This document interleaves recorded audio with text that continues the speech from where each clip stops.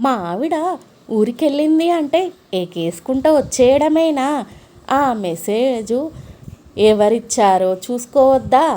మంచి పని అయిందిలే. మెసేజ్ పెట్టింది మా ఆవిడ, అది కూడా తెలుసుకోకుండా ఎగేసుకుంటూ వచ్చారు చూడు తన్నులు తినడానికి.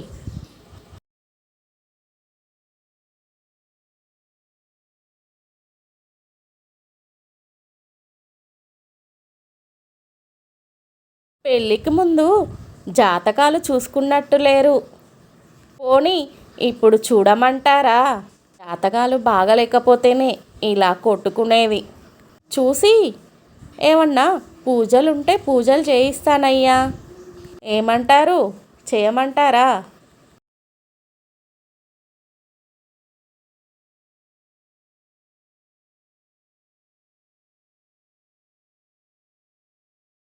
మళ్ళీ కొత్తగా కుట్టించనక్కర్లేదు సార్. కిందటిసారి తను జైలు నుంచి కొట్టుకొచ్చినవి ఇవే. ఇవే వాడండి.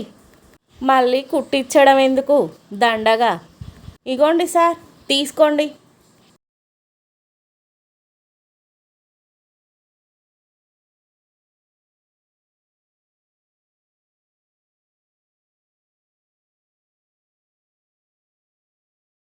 అమ్మ గుడ్డోని తల్లి, ధర్మం చెయ్యమ్మా, నీకు పుణ్యం ఉంటుంది. ధర్మం చెయ్యం తల్లి.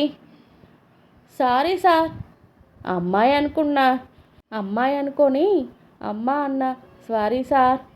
ఏంటో ఈ రోజుల్లో అమ్మాయికి అబ్బాయికి తేడా కూడా తెలవట్లేదు. ఏం చేస్తాం?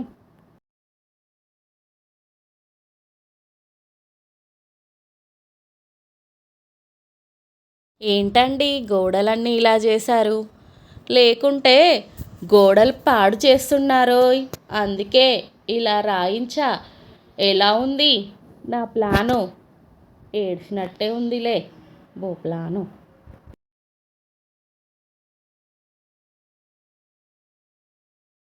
త్వరగా ఇంటికెడితే మీ ఆవిడ ఏదో అంటుందని ఇలా నా పక్కన కూర్చుంటే ఎలా నాయనా? నా బిజినెస్ ఏం కావాలి? మీరే చెప్పండి. ఏం కాదు కానీ ఇంటికెళ్ళండి. మీరైనా చెప్పండి అయ్యా. ఇలా కూర్చుంటే నా బిజినెస్ అంతా ఏమైపోవాలి?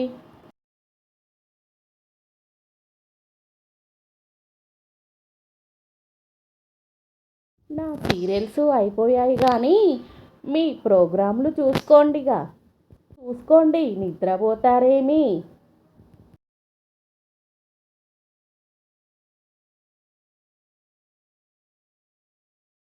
బూట్లు వేసుకుంటే అరిగిపోతాయని అనుకునేవాడివి అంత ఖరీదు పెట్టి ఎందుకు కొన్నావురా?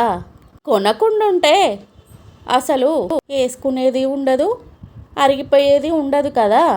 డబ్బులు ఖర్చు కావు. ఎందుకు మరి బూట్లు కొని వేసుకోకుండా ఉండడం?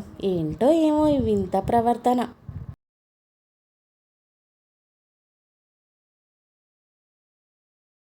కాస్త ఆగు. మా ఆవిడ టీవీ సీరియల్స్ తెగ చూస్తుంది. అందుకనే ఈ ముందు జాగ్రత్త. మరి కదిలిచ్చామనుకో పీకుతుంది మనల్ని. అందుకనే జాగ్రత్త పడడం మంచిదని